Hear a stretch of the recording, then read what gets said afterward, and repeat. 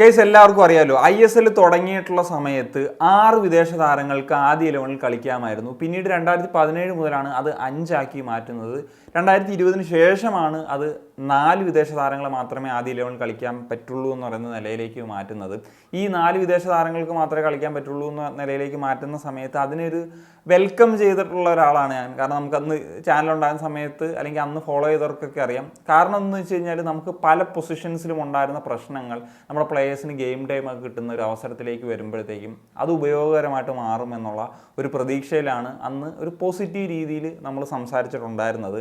കാരണം എന്ന് വെച്ച് കഴിഞ്ഞാൽ നമുക്കറിയാമല്ലോ, ഇപ്പം സെൻറ്റർ ബാക്ക് പൊസിഷൻ അല്ലെങ്കിൽ ഒരു അറ്റാക്കിംഗ് മിഡ്ഫീൽഡ് പൊസിഷൻ അല്ലെങ്കിൽ സെൻറ്റർ ഫോർവേഡ് പൊസിഷൻ ഇങ്ങനത്തെ മേഖലകളിലൊക്കെ ഇന്ത്യൻ താരങ്ങളെ സംബന്ധിച്ചിടത്തോളം ഒരുപാട് പ്രശ്നങ്ങൾ ഉണ്ടായിരുന്നു എന്നുള്ളതാണ്. ഇപ്പം സെൻറ്റർ ബാക്ക് പൊസിഷനിൽ ഈ ഒരു കാലയളവിൽ വലിയ മാറ്റങ്ങളൊന്നും കുറേ പ്ലേയേഴ്സ് ഇപ്പോൾ എല്ലാ ടീമിലും ഒരു ഇന്ത്യൻ സെൻറ്റർ ബാക്ക് കളിക്കുന്നു എന്ന് പറയുന്നൊരു സാഹചര്യം ഉണ്ടെങ്കിൽ കൂടി മറ്റ് പൊസിഷൻസിൽ കാര്യമായിട്ടുള്ള മാറ്റങ്ങൾ വന്നല്ലോ. ഇപ്പോൾ അറ്റാക്കിംഗ് മിഡ്ഫീൽഡ് പൊസിഷനിൽ അന്നുണ്ടായിരുന്നതൊക്കെ പോലെ തന്നെയാണ്, വലിയ മാറ്റങ്ങളൊന്നും വന്നതായിട്ട് എനിക്ക് തോന്നുന്നില്ല. അതുപോലെ സെൻട്രൽ ഫോർവേഡ് പൊസിഷനിൽ നോക്കുകയാണെങ്കിൽ അന്ന് എനിക്ക് തോന്നുന്നു സുനിൽ ഛേത്രിക്ക് പുറമെ ജെ ബൽവന്തോ റോബിൻ സിംഗോ ഇങ്ങനത്തെ കുറച്ച് പ്ലേയേഴ്സെങ്കിലും ഉണ്ടായിരുന്നു. ഇപ്പോഴത്തെ സാഹചര്യം എടുക്കുമ്പോഴത്തേക്കും ഒരു പ്രോപ്പർ സെൻട്രൽ ഫോർവേഡായിട്ട് ISL കളിക്കുന്ന പ്ലെയർ എന്ന നിലയിൽ നമുക്ക് അങ്ങനത്തെ പ്ലേയേഴ്സിൻ്റെ പേര് തന്നെ പറയുക എന്ന് പറഞ്ഞു കഴിഞ്ഞാൽ കുറച്ച് ബുദ്ധിമുട്ടാണ്. അതുകൊണ്ട് ഇപ്പം പ്ലേയേഴ്സിന് കൂടുതൽ ഓപ്പർച്യൂണിറ്റി കിട്ടും, അപ്പോൾ നമുക്ക് നാഷണൽ ടീമിനൊക്കെ അതൊരു ഗുണകരമാകുമെന്നുള്ളതാണ് പ്രതീക്ഷിച്ചിരുന്നതെങ്കിൽ സംഭവിച്ചത് എന്താണെന്ന് വെച്ച് കഴിഞ്ഞാൽ ഇപ്പം നമുക്ക് ഈ 13 ക്ലബ്ബുകൾക്ക് വേണ്ടിയിട്ടുള്ള ഒരു ക്വാളിറ്റി പ്ലേയേഴ്സിൻ്റെ എണ്ണം കുറവാണ്. അതുകൊണ്ട് തന്നെ ഈ പറഞ്ഞ നമ്മുടെ ഒരു മാർക്കറ്റ് ഇൻഫ്ലേറ്റഡ് ആകുന്ന സാഹചര്യത്തിലേക്ക് വന്നു എന്നുള്ളതാണ്. പറഞ്ഞാൽ വലിയ മണി സ്പെൻഡ് ചെയ്യാൻ പറ്റുന്ന ക്ലബ്ബുകൾ ഈ തരത്തിൽ അത് സ്പെൻഡ് ചെയ്തു. അങ്ങനെ മൊത്തത്തിൽ മാർക്കറ്റ് ഇൻഫ്ലേറ്റഡ് ആയി പോകുന്ന ഒരു സാഹചര്യത്തിലേക്ക് പോയി. അപ്പോൾ എല്ലാ ക്ലബ്ബുകൾക്കും പ്ലേയേഴ്സിന് ആവശ്യമാണതുകൊണ്ട് തന്നെ കൂടുതൽ പണം സ്പെൻഡ് ചെയ്യണം എന്ന് പറയുന്നൊരു സാഹചര്യത്തിലേക്ക് മാറി. അതായത് പ്ലേയേഴ്സിൻ്റെ എണ്ണം കുറവായതുകൊണ്ട് തന്നെ ഈ ഡിമാൻഡ് കൂടുതലാണ്. അങ്ങനത്തെ ഒരു സാഹചര്യത്തിലേക്ക് പോയി. അതുകൊണ്ട് തന്നെ ഇപ്പം ഇന്ത്യൻ ഫുട്ബോളിലെ മെജോറിറ്റി പ്ലേയേഴ്സിനും അവർ ഡിസേർവ് ചെയ്യുന്നതിനേക്കാൾ 75% അല്ലെ 50% കൂടുതൽ സാലറി ലഭിക്കുന്നുണ്ട് എന്നുള്ളതാണ്. അതായത് ഈ പറഞ്ഞ റൂൾ ചേഞ്ച് കൊണ്ട് ഇന്ത്യൻ ഫുട്ബോളിന് കാര്യമായിട്ടുള്ള മാറ്റം ഉണ്ടായിട്ടില്ലെങ്കിലും ആകപ്പാട് ഗുണം ഉണ്ടായത് ഈ പറഞ്ഞ ഇന്ത്യൻ പ്ലേയേഴ്സിനാണ്. അവർക്ക് വലിയ തോതിലുള്ള ലൈഫ് സെറ്റാകാനുള്ള ഒരു സാലറി പാക്കേജ് ഒക്കെ കിട്ടാൻ തുടങ്ങി എന്നുള്ളതാണ് ഇതുകൊണ്ടുള്ള മാറ്റം. അപ്പോൾ ഈ നാഷണൽ ടീമിന് ഗുണകരമായിട്ട് മാറാനല്ലേ ഇങ്ങനത്തെ ഒരു ചേഞ്ച് വന്നത്. അതുകൊണ്ട് എന്ത് മാറ്റമാണ് നാഷണൽ ഫുട്ബോളിന് ഉണ്ടായതെന്ന് വെച്ച് കഴിഞ്ഞാൽ ഒന്നും ഉണ്ടായിട്ടില്ല എന്നുള്ളതാണ്. ഉള്ളതും കൂടി പോയി എന്ന് പറയുന്ന സാഹചര്യത്തിലേക്ക് വന്നു. കാരണം ഇത്രയും വലിയൊരു എമൗണ്ടൊക്കെ കിട്ടുന്ന ഒരു സാഹചര്യത്തിലാണോന്ന് അറിയത്തില്ല. പ്ലേയേഴ്സിന് നാഷണൽ ടീമിലൊക്കെ കളിക്കുന്ന ഒരു താല്പര്യം കുറഞ്ഞു വന്നു. അത് ആറ്റിറ്റ്യൂഡിലൊക്കെ വളരെ നമുക്ക് എവിഡൻ്റ് ആണ്.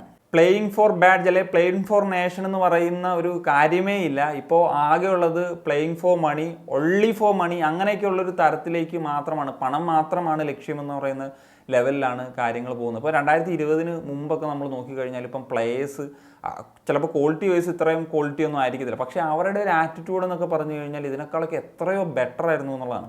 ഇപ്പം നമ്മൾ പലരും ഇപ്പം കോച്ച് അവരെ മോട്ടിവേറ്റ് ചെയ്യിക്കുന്നില്ല എന്ന് പറയുന്നൊരു സാഹചര്യമാണ്. പക്ഷേ ISL തന്നെ one of the best coach വന്നിട്ട് കോച്ച് തന്നെ പറയാതെ പറയുന്നുണ്ട് പ്ലേയേഴ്സിനെ മോട്ടിവേറ്റ് ചെയ്യിക്കാൻ കഴിയുന്നില്ല എന്ന് പറയുന്നത്. അതായത് ഇവർക്കൊന്നും താല്പര്യമില്ല എന്ന് പറയുന്നത് തന്നെയാണ്. ഇപ്പം മുമ്പ് അർമാൻഡോ സാദിഖ് ഒരു ഇൻ്റർവ്യൂവിൽ പറഞ്ഞതുപോലെ നാഷണൽ ടീമിൽ കളിക്കണമെന്ന് അങ്ങനത്തെ വലിയൊരു മോട്ടീവ് ഒന്നും പല പ്ലേയേഴ്സിനും ഇല്ല എന്ന് പറയുന്നൊരു സാഹചര്യമാണുള്ളത്. ഞാൻ എൻ്റെ ഒരു ഒപ്പീനിയൻ പറയാം. എന്തിനാണ് ഇങ്ങനത്തെ ഒരു സാലറി കൊടുത്ത് ക്ലബ്ബുകളൊക്കെ മുടിയുന്നത്? അതിനേക്കാളും നല്ലത് ബാക്ക് ടു 5 ഫോറിനേഴ്സ് അല്ലെങ്കിൽ 6 ഫോറിനേഴ്സിലേക്ക് പോകുന്നത് തന്നെയല്ലേ. കാരണം ലീഗിൻ്റെ ഒരു ഇൻറ്റൻസിറ്റി എങ്കിലും വർദ്ധിപ്പിക്കും സാധിക്കും. അപ്പോൾ ഈ പറഞ്ഞതുപോലെ ഈ പറഞ്ഞ ഇൻഫ്ലേറ്റഡ് ആയിട്ടുള്ള ഇന്ത്യൻ മാർക്കറ്റ് ആ ഒരു കാര്യത്തിലൊരു തീരുമാനത്തിലേക്കൊക്കെ എത്താനായിട്ട് പറ്റും എന്നുള്ളതാണ്. അപ്പോൾ ഏറ്റവും ക്വാളിറ്റിയുള്ള ഇന്ത്യൻ പ്ലേയേഴ്സിന് മാത്രം അവസരം കിട്ടുന്ന ഒരു സാഹചര്യത്തിലേക്ക് വരും. അങ്ങനെ വരുമ്പോഴത്തേക്കും ആ പ്ലേയേഴ്സിന് ഈ പറഞ്ഞ പോലെ ഇത്രയും വലിയൊരു എമൗണ്ട് ഓഫ് സാലറി എന്ന് പറയുന്ന കാര്യത്തിലേക്ക് ഇന്ത്യൻ പ്ലേയേഴ്സിൻ്റെ കാര്യത്തിലേക്ക് സ്പെൻഡ് ചെയ്യേണ്ടി വരത്തില്ല. അങ്ങനെ വരുന്ന സമയത്ത് അറ്റ്ലീസ്റ്റ് പ്ലേയേഴ്സ് പറഞ്ഞ പോലെ പുറത്തെ ലീഗുകളിലേക്കൊക്കെ പോകേണ്ട ഒരു സാഹചര്യം അല്ലെങ്കിൽ നിർബന്ധിതമാകുന്ന ഒരു തരത്തിലേക്ക് വരും. അങ്ങനെയെങ്കിലും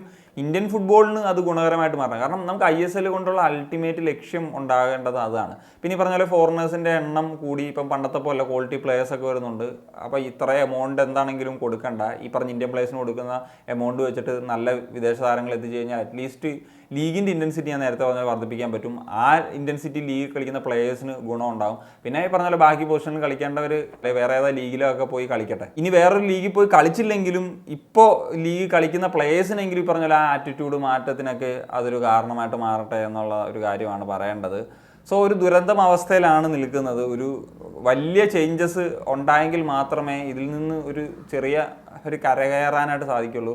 OCA എന്നൊക്കെ പറയുന്നത് ഒരു വിദൂരമായിട്ടുള്ള കാര്യം. ഇപ്പോൾ OCAയുടെ കാര്യങ്ങളൊക്കെ വന്നു കഴിഞ്ഞാൽ എന്താണെങ്കിലും ഇതൊക്കെ ഇംപ്ലിമെൻറ്റ് ചെയ്യാൻ സാധിക്കും. കാരണം പറഞ്ഞ പോലെ ലീഗിൻ്റെ ക്വാളിറ്റി വർദ്ധിപ്പിച്ചിട്ട് ബാക്കി പൊസിഷനിൽ നമുക്ക് ഈ പറഞ്ഞ OC എന്ന് പറയുന്ന ഒരു പൂള് ഉറപ്പായിട്ടും വലുതാണ്. അപ്പോൾ അവിടുന്ന് പ്ലേയേഴ്സിനെ പിക്ക് ചെയ്യാൻ സാധ്യതയൊക്കെ കൊണ്ടുവരാമല്ലോ. So that's it guys. അപ്പോൾ അത്രയൊക്കെയാണ് പറയാനുള്ളത്. അപ്പോൾ നിങ്ങളുടെ ഒപ്പീനിയൻസ് എന്താണ്? തീർച്ചയായിട്ടും കമ്പോസ് ചെയ്യാൻ പറ്റുക. ഗണേശൻ സനിയഫ്.